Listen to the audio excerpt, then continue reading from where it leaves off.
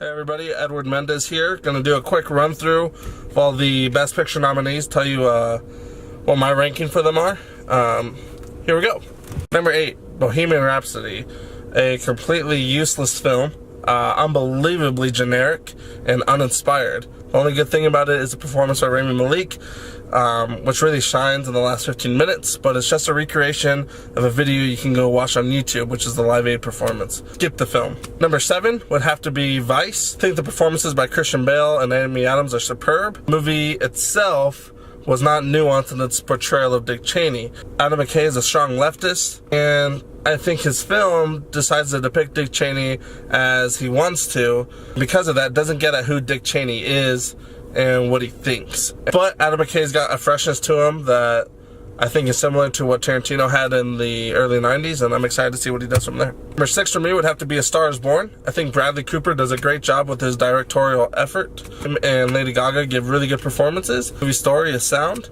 I don't think it offers more than that. I think it's a good movie. I don't think it's a great one. I don't think there's anything in it that, to me, says it's a great movie.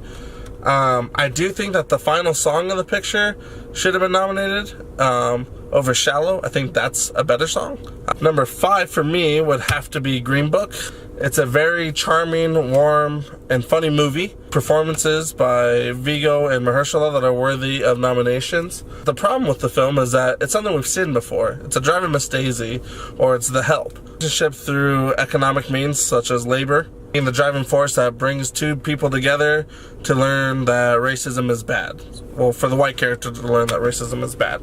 But it's all done well. It's genuine in what it wants to do. And I think that it is a good movie.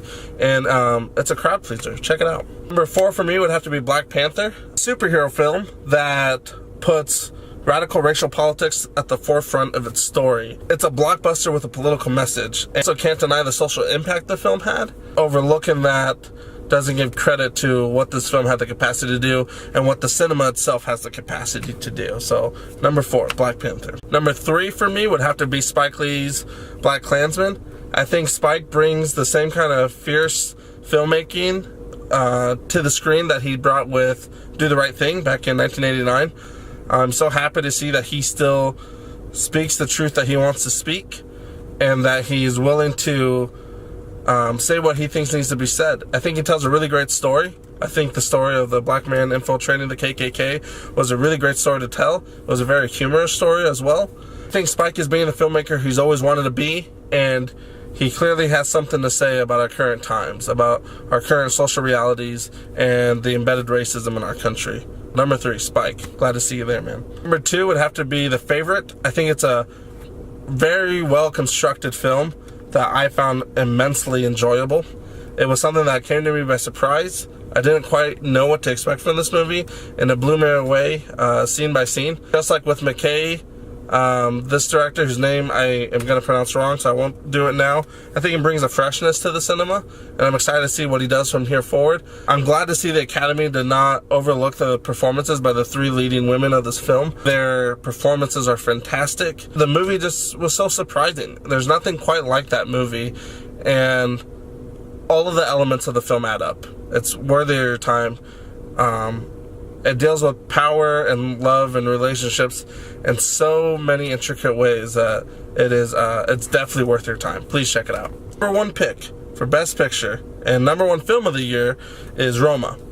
I think Alfonso Cuarón's picture is a very intimate portrayal of a Mexican servant's life in Mexico in the 1970s that, at least for me and for where my family's from, being from El Salvador, is very special to me, in that a lot of the images that I saw on screen through that film reminded me of stories that my mother told about her childhood growing up in a South American country. And I was blown away by the intimacy of this film and Cuarón's restraint as a filmmaker. Cuarón does these wide panning shots in all of his films, and he does them here too, but he does them in a more nuanced way, in a restrained way that lets the story, the intimate story, unfold in a more natural state, and I think it's quite beautiful.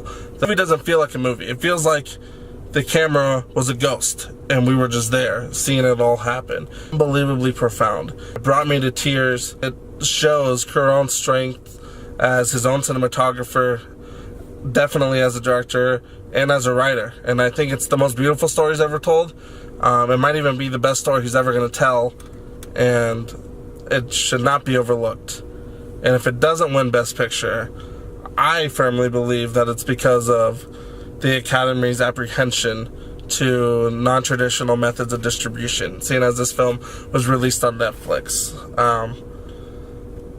But I don't know. Maybe Black Klansman will win because of its racial politics, or what I want to talk about right now with our current political climate.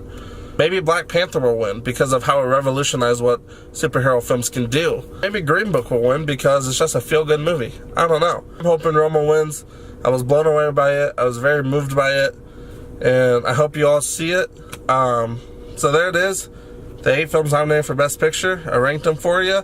Please skip Bohemian Rhapsody and check out the other ones. And have a good night. Let's see who wins.